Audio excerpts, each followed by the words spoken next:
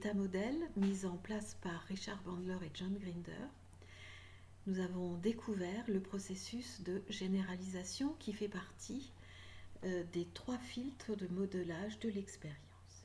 Le deuxième filtre donc qui entrave une bonne communication, le deuxième filtre, c'est l'omission. Omission, c'est omettre, ne pas dire certaines choses, ne pas dire certaines informations, parce qu'elles semblent évidentes de la part de l'émetteur. Supprimer certaines informations, c'est en sélectionner. L'avantage, c'est que la communication, selon l'émetteur, va être plus rapide. Elle peut se concentrer, l'expression de la phrase de votre émetteur peut se concentrer ainsi sur des éléments concrets, concis, dans le cadre d'une synthèse. Néanmoins, il y a quand même omission de certains éléments sous-entendus dans l'esprit de la personne qui s'exprime. L'omission est toujours limitante, car elle réduit ce qu'en PNL on appelle la carte du monde d'une personne. Nous arrivons là sur la découverte d'un autre présupposé qui est la carte n'est pas le territoire. Je vous ai évoqué précédemment que la réalité ou l'expression, la perception, pas la perception, l'expression de cette réalité est en fait la perception unique de chaque personne. La réalité de cette scène sera perçue par moi d'une manière qui m'est unique. Si d'autres personnes étaient là, elles percevraient cette scène d'une manière qui leur est unique. La PNL a mis au point ce présupposé, la carte n'est pas le territoire. Le territoire, c'est cette réalité, ce moment. Par contre, la carte, ma carte du monde, c'est cette perception unique qu'en cet instant, j'ai de cette situation. Et c'est donc cette perception unique que d'autres personnes qui seraient présentes auraient de cette situation.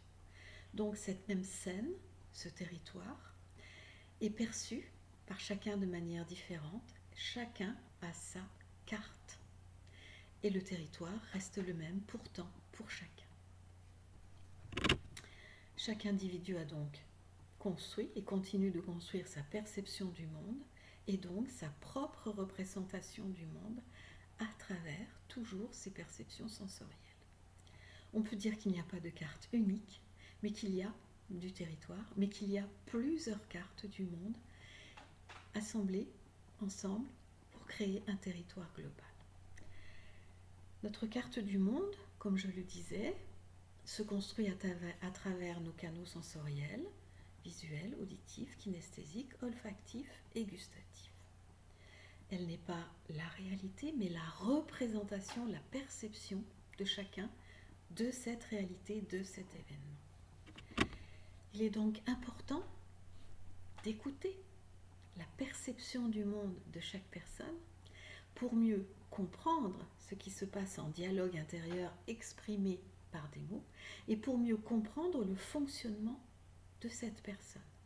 Nous sommes bien sûr sur le thème de la communication, une communication améliorée.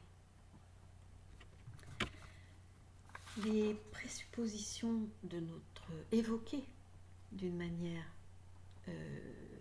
par l'expression verbale, les présuppositions de chaque personne, ses limitations, s'expriment.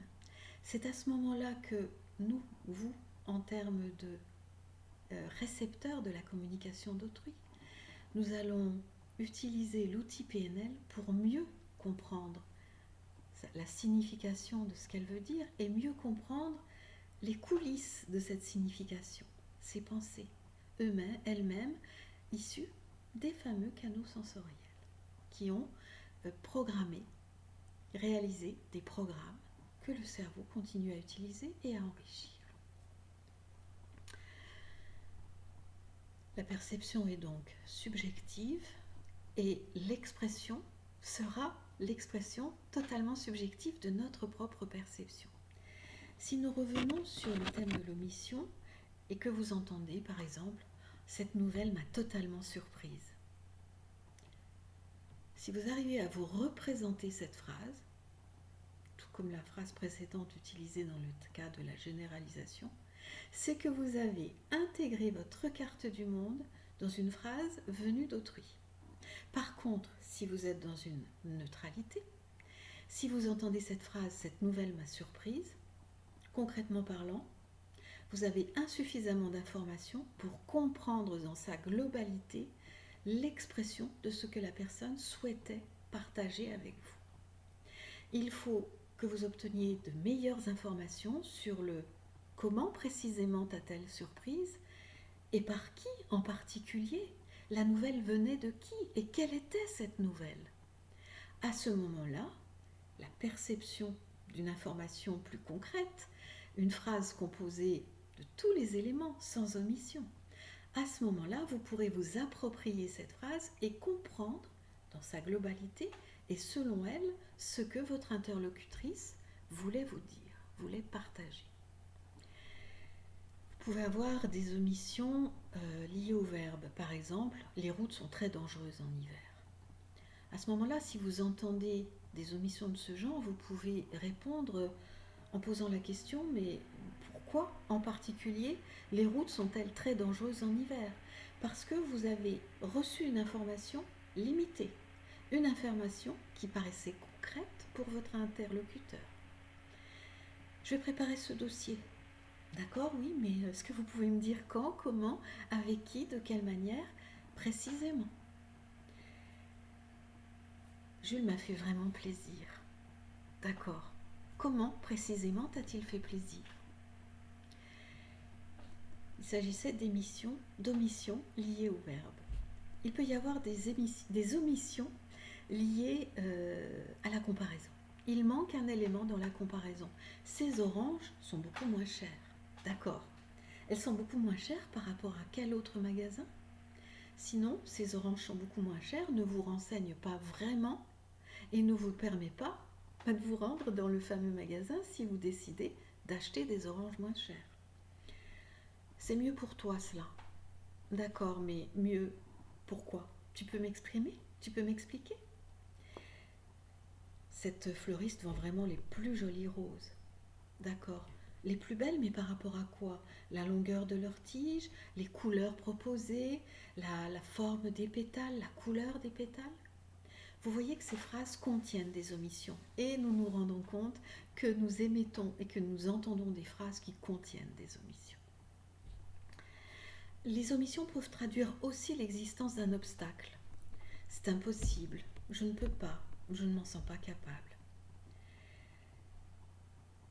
Les obstacles, vous pouvez les entendre dans une phrase par exemple comme « Il ne faut pas rendre ce dossier trop tard ». Il y a une omission.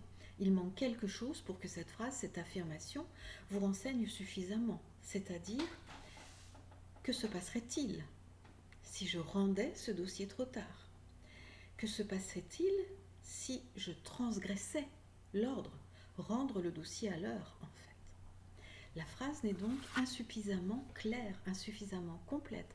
Elle est très claire pour la personne qui l'exprime, mais insuffisamment claire pour vous qui allez l'entendre.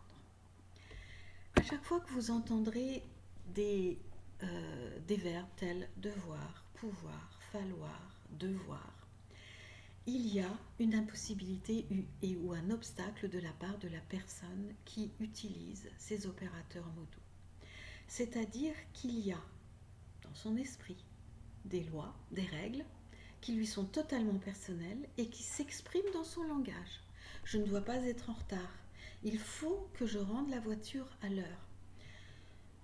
Je ne peux vraiment pas me rendre à cet événement. Je dois totalement être lucide et m'exprimer d'une manière correcte lorsque je vais présenter ce dossier, bien qu'avec le décalage horaire, je sois très fatiguée. Vous entendez là des obstacles qui s'expriment à travers la phrase de la personne qui communique.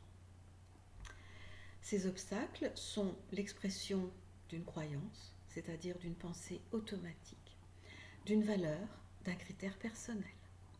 C'est l'analyse de ces mots, lorsque vous les entendez, qui va vous permettre de poser les questions adéquate, de manière à ce que la personne s'exprime de manière plus concrète. Néanmoins, en analysant ces mots, vous avez reçu le cadeau du dialogue intérieur de la personne, de ses pensées, et ce dialogue intérieur vous est accessible. C'est la façon de formuler, de penser les choses dont la personne vous a fait